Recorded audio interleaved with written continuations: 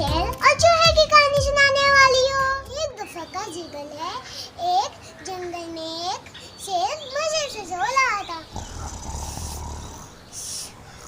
اتنے میں وہاں ایک چوہا آ نکلا اور اس نے شیر کو سوتا دیکھتے ہوئے اس کے اوپر اچھل کود کرنے لگا۔ شیر کی ایک دم آنکھ کھل گئی اور وہ غصے میں تھا۔ شیر نے چوہے کو پکڑ لیا۔ وہ چوہا بہت ڈر گیا۔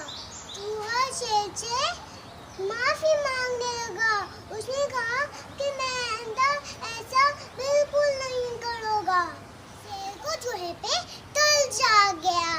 اس نے اس کو چھوڑ دیا۔ بہت خوش ہوا اور اس نے شیر کو کہا کہ میں بھی آپ کا کسی دن یہ احسان ضرور اتاروں گا۔ یہ سن کر ہنسنے لگا۔ اس نے کہا تم کیا چھوٹے سے چوہے میرا احسان اتارو گے؟ اور اس نے کہا کہ گھر جاؤ، تم گھر جاؤ۔ جنگل میں شیر کی دھاڑنے کی آوازیں آنے لگی۔ جیسے یہ آوازیں سنی وہ فوراً وہاں پہنچا۔ چوہے نے دیکھا کہ وہ تو وہی شیر ہے جس نے میری جان بخشی تھی۔